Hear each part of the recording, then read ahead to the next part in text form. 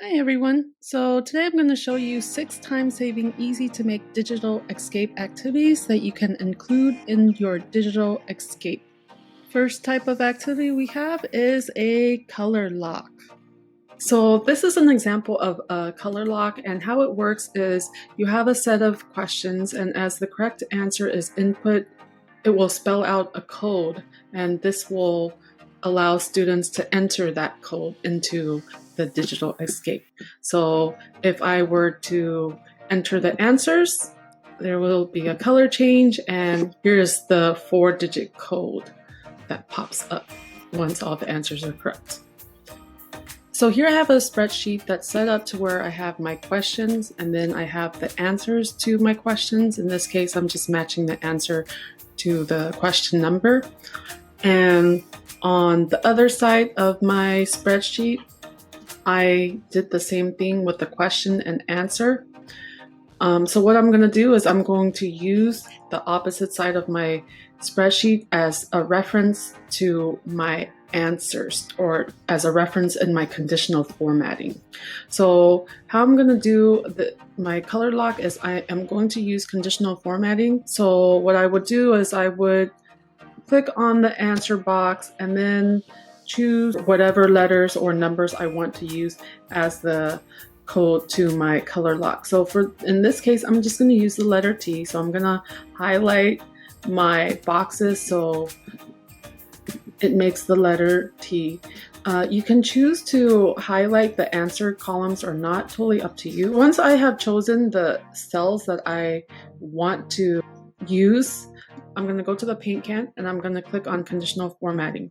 From there, I'm just going to go to custom formula is, and I'm going to click equals, and I'm going to start with $sign. And in this case, I'm going to reference cell B2. So I'm going to click $sign B $2 equals, and now I'm going to reference this cell here. I just put equals, and I'm going to put $sign X $2. So basically it's saying if B2 equals X2, then I want the color change to happen. So I can change this to whatever color I'd like. I'm going to change it to pink.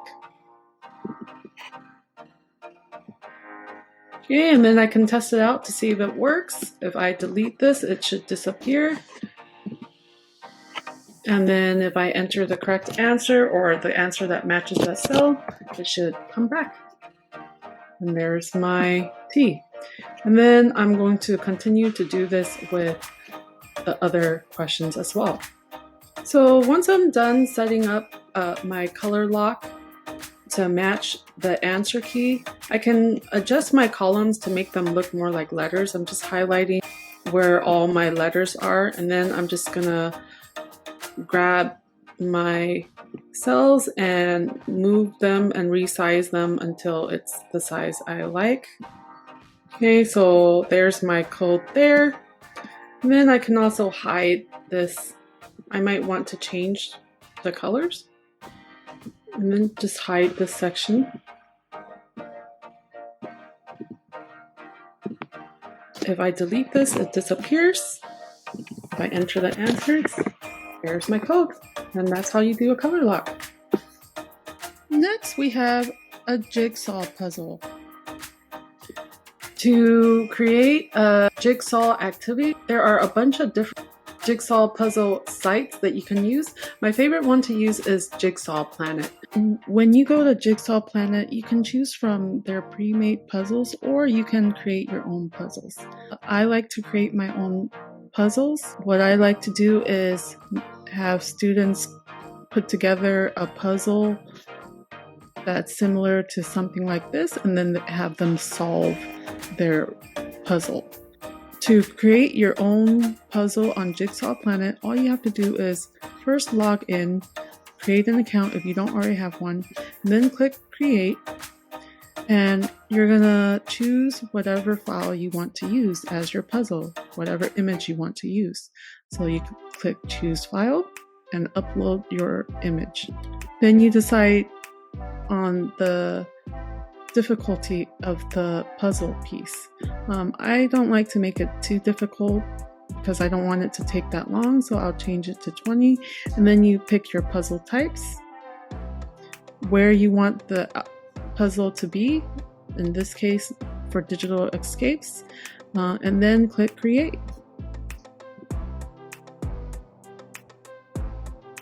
And you've created your puzzle. You can also do a memory match game. Here is a memory match game. This is through Flippity, and basically the player just needs to match one card with another card. If they get it wrong, it turns red. If they get it correct, it turns green.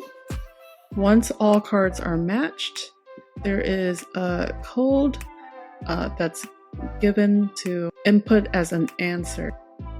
In flippity.net, you can find the Flippity match game. Click on template. It will give you a forced copy of the document. Click make a copy. In the tab that says matching game, this is where you would input your options or your terms and matching terms. So for example, in the options tab, I can choose the color of my card, whatever color I want. In this case, I want red. For when they are done, this is where you would put the code or whatever you want it to say. And then from here, once you are done setting this up, you could click File, Publish to the web, click Publish.